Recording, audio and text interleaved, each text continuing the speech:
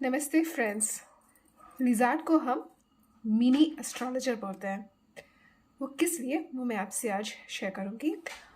ये भी बताऊँगी कि घर में कितनी छिपकलियाँ होनी चाहिए, कहाँ होनी चाहिए, किस रूम में होनी चाहिए, कहाँ नहीं होनी चाहिए, किस रूम में रहने से अच्छा माना जाता है, कहाँ रहने से अच्छा नहीं माना जाता। सारी बातें A to Z मुझे जितनी पता है और कितनी होनी चाहिए, सब कुछ आज मैं आपसे शेयर करूँगी। छिपकली हमारे घर में क्यों रहना चाहिए? छिपकली को एस्ट्रोलॉजर क्यों बोलते हैं? क्योंकि अगर हम कुछ बात कर रहे होते हैं और उस समय वो अपनी आवाज़ देती है, तो माना जाता है कि वो बात पक्का होगी। अगर कुछ हम चाहते हैं, कुछ करना चाहते हैं, कुछ ऐसी कुछ बातें कहते हैं और वो आवाज़ देती है अपनी, तो वो पक्का होगा, ऐसा माना जाता है। तो इसीलिए छिपकली को एस्ट्रोलॉजर बोलते हैं। और बहुत सारी बातें होते हैं, जैसे पूजा घर में छिपकली का होना बहुत शुभ माना जाता है। किसी किसी के घर में जाएंगे आप, तो वैसे तो कोई अपना पूजा घर उतनी आसानी से किसी को दिखाता नहीं है, दिखाना नहीं चाहिए बोले जा। पूजा घर में छिपकली का होना बहुत शुभ माना जाता है। वैसे तो किसी किसी के घर में पूजा घर में जाने को नहीं देते, बाहर पर्सन को नहीं जाने देते, लेकिन फिर भी जैसे रिलेटिव्स के घर जाते हैं तो पूजा घर जाते हैं, तो जो छिपकली होते हैं वो लोग हमें बताते हैं कि ये जो है ये पता नहीं कब से यहाँ पर है, रह रहा है यहाँ पर, तो बहुत शुभ माना जाता है। उसे पूजा घर से कभी नहीं भगाते, जितने भी हो उसे रहने देते हैं। अब हॉल में आते हैं। हॉल में अगर है, किचन में है तो अच्छा माना जाता है, कोई प्रॉब्लम नहीं है। बाथरूम में भी है तो कोई प्रॉब्लम नहीं है, लेकिन बेडरूम में नहीं होना चाहिए। बेडरूम में छिपकली का होना अच्छा नहीं माना जाता। कोई भी वे हो छिपकली को उस रूम से बाहर निकालने का, तो उसे हम ट्राई कर सकते हैं। वैसे एक घर में 3 से 5 छिपकली हो तो अच्छा माना जाता है।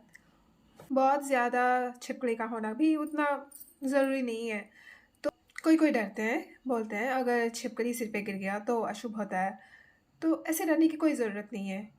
हम इसे ऐसे मानकर चल सकते हैं कि छिपकली हमें बता रही है कि कुछ होने वाला है, हमें उससे सावधान रहना चाहिए, हमें अलर्ट होना चाहिए।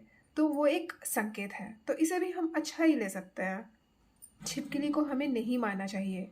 अगर गलती से वो हमारे हाथों या किसी के हाथों मर गया, तो वो दोष को निवर्तन करना चाहिए। उसका बहुत सारे प्रोसीजर्स हैं, कोई भी पंडित जी को पूछेंगे तो बता देंगे। जैसे कि एक प्लास्टिक का जो छिपकली मिलता है उसको जाकर नदी में बहा देते हैं, राइस फ्लावर में छिपकली बना देते हैं और उसको पानी में बहा देते हैं। ऐसे बहुत सारे प्रोसीजर्स हैं, कोई भी पंडित जी को हम पूछेंगे तो बहुत सारे बता देंगे। सबसे इम्पॉर्टेंट बात यह है कि जिस घर में लक्ष्मी का निवास होता है उसी घर में छिपकली होती है। हर घर में नहीं होती, हर घर में वो नहीं आता। छिपकली हो या फिर मकड़ी हो, ये सब जहाँ लक्ष्मी होती है वहीं आती है। लेकिन मकड़ी के केस में क्या होता है कि अगर आ, वो आती है तो ठीक है, लक्ष्मी जी हैं इसीलिए आती हैं। लेकिन अगर वो रहती है यहाँ पर, मकड़ा बना लेता है, परमानेंट हो जाता है, तो वहाँ पर ज्येष्ठ लक्ष्मी आ जाती हैं। इसीलिए मकड़े को निकालना बहुत ज़रूरी हो जाता है। लेकिन लिज़ार्ड के मामले में वैसा कुछ नहीं है, वो जितना भी हो कोई प्रॉब्लम नहीं है। लेकिन कोई कोई ज़्यादा नहीं रखना चाहते तो वो भी ठीक है, लेकिन होना बहुत ज़रूरी है। ये भी कहा जाता है कि जो अपने घर में लिज़ार्ड को रहने नहीं देता, उसे मारता है, उसे भगाता है, वो खुद बेघर हो जाता है। तो इसीलिए कभी भी बहुत सारे लोग ऐसे होते हैं जो जितना भी लिज़ार्ड हो अपने घर में उसे भगाने के लिए बहुत सोचते हैं। तो मेरे ख्याल से मैंने सारी बातें बता दी आपको। अगर आपको ये बातें अच्छी लगी, नहीं लगी, तो प्लीज़ मेरे चैनल को लाइक, शेयर और सब्सक्राइब ज़रूर कीजिए। Thanks for watching my video.